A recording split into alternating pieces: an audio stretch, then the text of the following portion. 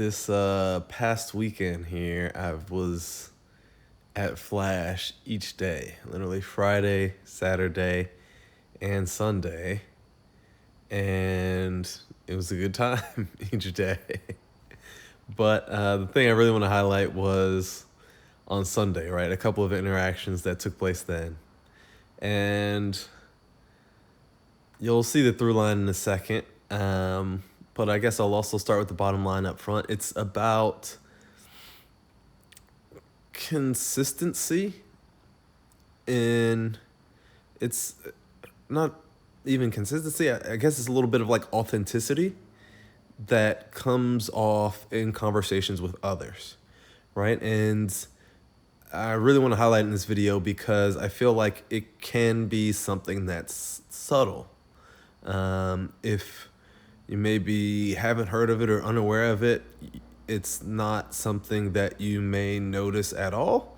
But if you are aware of it and kind of have learned about it and have seen it, then it's something that can be a big tell, right? A small event or a small piece of information that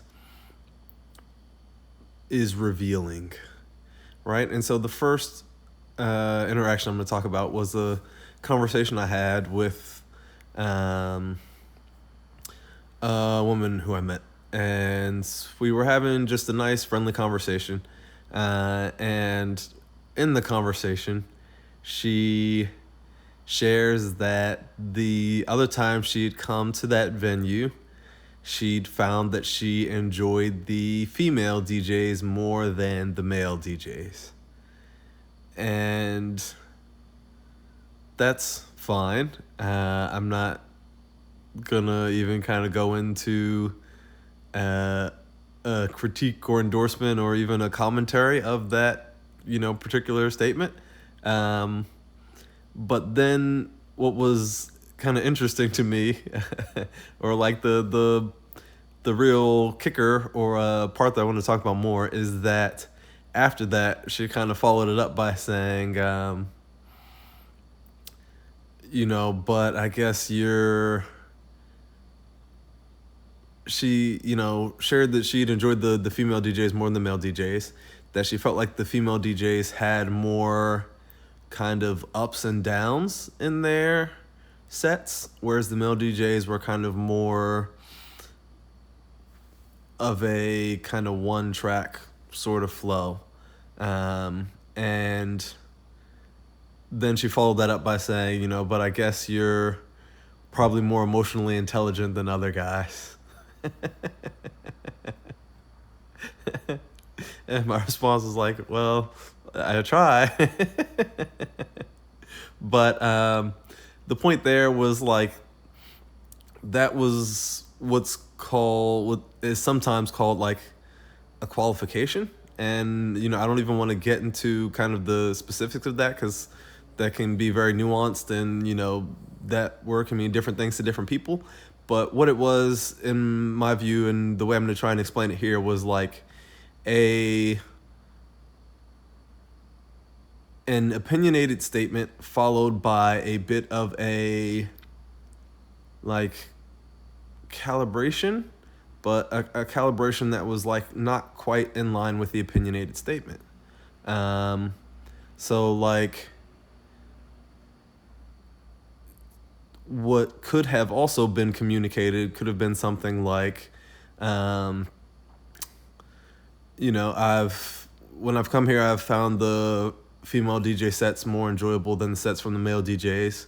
And, anyone can have a good set, but, so it doesn't have to be that it's always the females who do or the males who don't. But I've just noticed that, the female DJs were more this way and the male ones were more this way, at least the times I've been here, right? It could have been brought in and shared kind of all at the same point in time, but that was not the case. It was more of like, I'm saying this statement and then I'm realizing that this statement might be perceived a certain way, so I'm going to also try and account for that immediately at the same time. And when that happens and comes up in conversations, it's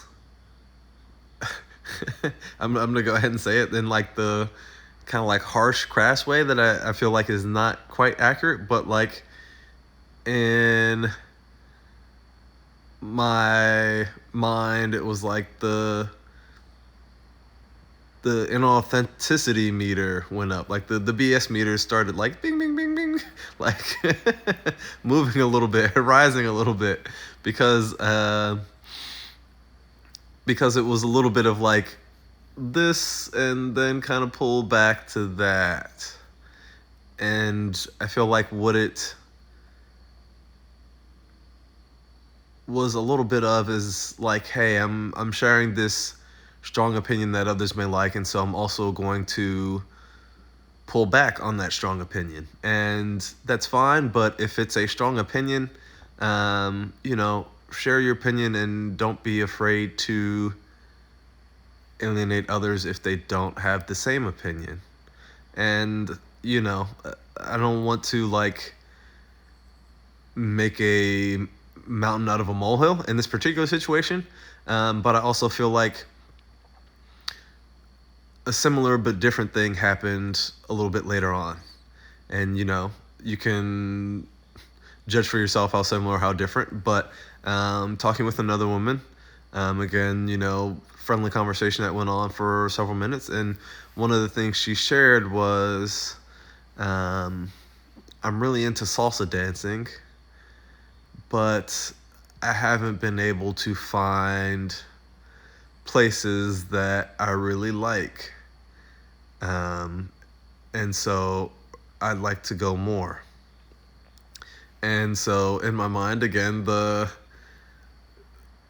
was a little bit of like, oh, I'm a salsa dancer, but also I'm not a salsa dancer because I haven't found places, where where they have salsa classes or playing salsa music or that sort of thing. And again, the like the BS meter started like ding ding ding. So are you this or are you not? And I feel like in both instances, it was the two women being honest, so that's good. But also like, if you're honest and true to that thing, then maybe you wouldn't have those same instances of like the kind of pulling back. Um, and so that is what I really wanted to highlight, because to the extent that I am doing that in my speech and other things, that I will probably come off as less authentic, less assured, and maybe less honest. And so I'm sharing this so that it may be a lesson to you, and that you may kind of look out for these things in conversations with others, because sometimes it can be better to be fully opinionated, and other people will either like you for it or not, or accept you for it or not, accept you or not accept you. But sometimes when it comes off as like wishy-washy or inauthentic or trying to like appease both sides, then it can have the effect of making you seem less trustworthy, right? And I think we all want to be trustworthy and true to our words. Of course, we also do want to be sensitive to others and, not just go around pissing everybody off or making everybody mad or anything like that.